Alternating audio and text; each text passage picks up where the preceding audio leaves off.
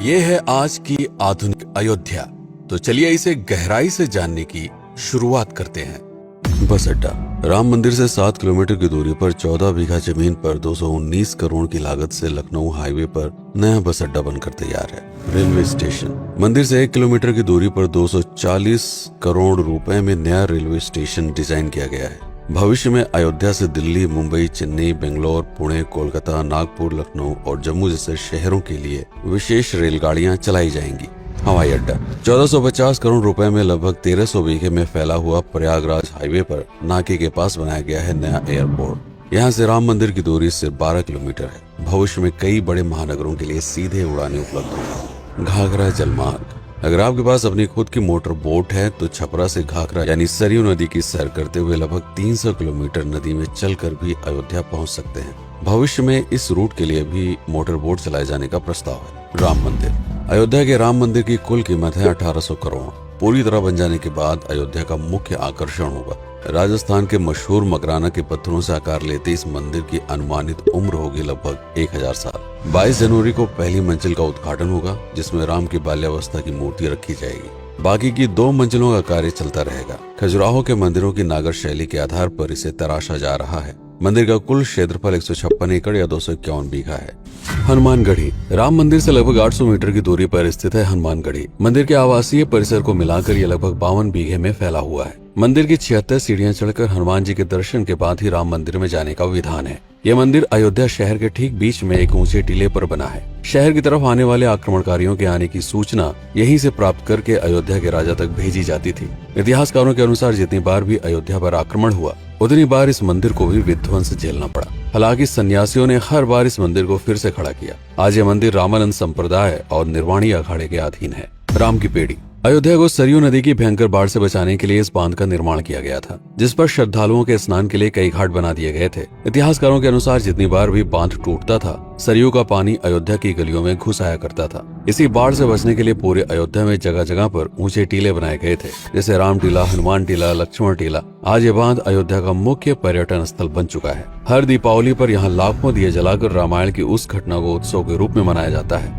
जब श्री राम अयोध्या वापस लौटे थे। अयोध्या के कई बार उजड़ने के पीछे एक कारण इस नदी को भी माना जाता है। हालांकि इसी नदी की वजह से यहाँ पर गन्ने की खेती बड़े स्तर पर की जाती है। लता मंगेशकर चौराहा। नया घाट और बस स्टैंड के पास ही अयोध्या का मुख्य चौराहा 6.7 करोड़ रुपए में बनकर तैयार हुआ है। पद्मश्री से सम्मानित राम सुथार जी ने 2 माह के कठिन परिश्रम के बाद इस 40 फीट लंबी वीणा को आकार दिया। 14 टन की इस वीणा को लता जी के स्मृति चिन्ह के रूप में यहाँ पर लगाया गया है। इसीलिए इसका नाम नया घाट चौराहे से बदलकर लता मंगेशकर चौराहा कर दिया गया है। धर्मपथ। नया घाट से कुछ पहले सड़क के दोनों तरफ 30 फीट ऊंचे 40 सूर्य स्तंभ लगाए गए हैं, जिसे धर्मपथ का नाम दिया गया है, जो श्री राम के राजकुल सूर्यवंश का प्रतीक है।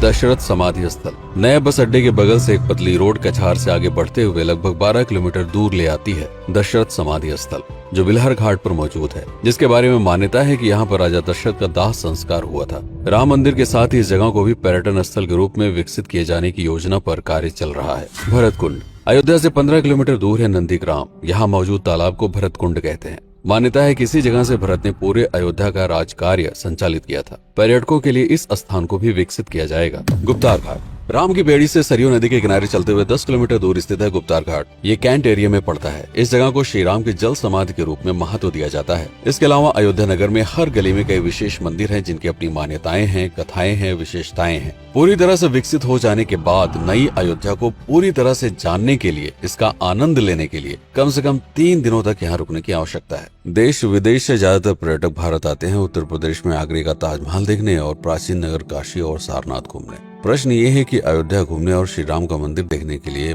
भला विदेशी क्यों आएंगे? और इसका कारण है भारत में लिखी गई राम कथा की सबसे पहली और प्राचीन पुस्तक रामायण। भारत में रामायण के अलावा कंबोडिया में रीमकेर, थाईलैंड में रामकियन, जो कि वहाँ की राष्ट्रीय पुस्तक है, इंडोनेशिया में ककनिक, नेपाल में भानुभक्त रामायण जैसी पुस्तकों में वाल्मीकि की रामकथा से प्रेरणा लेकर इसे अपने अपने देश की संस्कृत के हिसाब से फिर से लिखा गया है। पात्रों के नाम, कुछ नई घटनाओं के अलावा मूल रामकथा सभी में एक जैसी है। इसके अलावा भारत में ही रामकथा को लेकर संस्कृत में 7 संस्करण, हिंदी में 3 संस्करण, गुजराती में 47, उड़िया में 14, तेलुगु में 5, कन्नड़ में 4 और अन्य भाषाओं में लगभग 17 संस्करण मौजूद है। इसके अलावा लिखे गए नाटक, कविताएं आदि को भी अगर मिला दिया जाए तो इस दुनिया में 300 से अधिक तरह से राम कथाएं बार बार लिखी गई हैं। इन सभी राम कथाओं पर कई विशेषज्ञों ने समय समय पर अध्ययन किया और अपने विचार दिए। Father Kamil Bulcke, Hermann Jacobi, Wendy Doniger, Edward अल खरर, Alf Hiltebeitel, Paula Richman, Aubrey Menen, Ramesh Menen, Radha Vishwanath, Shantanu Gupta, Meenakshi Jain, Lala Sitaram, Swami Gyananand Saraswati जैसे कई लोगों ने समय समय पर राम कथा को लेकर गहन शोध किया और इसमें छिपे हुए मूल कथा के साथ ही इसके इतिहास को समझने का प्रयास भी किया। राम कथा थी कौशल प्रदेश के द्वारा किष्किंधा और लंका पर विजय प्राप्त करने की पहली बार एक अखंड भारत के निर्माण की। रामायण महत्वपूर्ण इसलिए हो जाता है क्योंकि ये अखंड भारत युद्ध से अधिक व्यक्ति के आदर्शों, सूझबूझ, मित्रता जैसे गुणों से स्थापित हुआ। रामायण एक ऐसा डॉक्यूमेंट है जो ये समझाता है कि भारत पहली बार एक कैसे हुआ। इसलिए ये गाथा न तो कभी भुलाई जा सकती है और न ही कभी मिटाई जा सकती है। और आज की अयोध्या उसे अखंड भारत का एक प्रतीक है, अपनी संपन्नता के कारण जिसने समय समय पर बाहरी आक्रमणकारियों का भी सामना किया। अयोध्या की इसी संपन्नता ने यहाँ पर मुगलों को भी आकर्षित किया। महात्मा बुद्ध भी यहाँ पर रुके, सिखों के गुरु साहब भी आए और जैन धर्म के तीर्थंकर भी। सिर्फ आए ही नहीं बल्कि उनके अनुयायी यहीं पर बसते चले गए। अयोध्या कितनी बार बसी, कितनी बार उजड़ी, इसके बारे में बहुत अधिक प्रमाण उपलब्ध नहीं है। सूर्यवंश के पतन के साथ ही अयोध्या का भी पतन होता रहा। बीच में कई सौ सालों तक अयोध्या मानो विलुप्त सी हो गई। इसका कारण क्या था, इसका कोई प्रमाण नहीं है। अयोध्या को फिर से खोजकर उसे स्थापित करने में बार बार राजा विक्रमादित्य का नाम आता है, लेकिन विक्रमादित्य एक उपाधि है जिसे कई राजाओं को दिया गया था। तो ये कहना मुश्किल है कि किस कालखंड के कौन से राजा ने यह कार्य किया। कुछ विशेषज्ञों का मत है कि यह काम उज्जैन के राजा विक्रमादित्य ने किया होगा।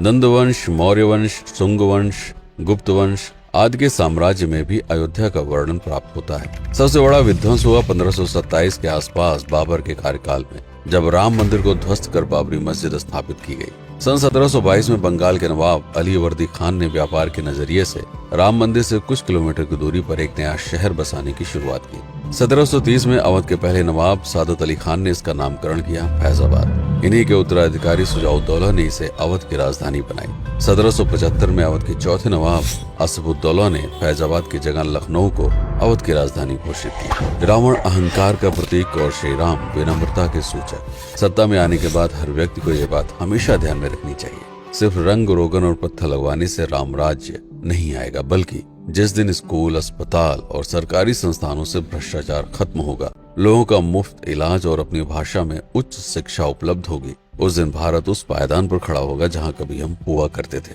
रामायण अहंकार पर विनम्रता की विजय है। अयोध्या को अगर पर्यटन स्थल का केंद्र बनाना है तो इस आधार पर बसाना होगा, राम राज्य लाना होगा, राजनीति नहीं।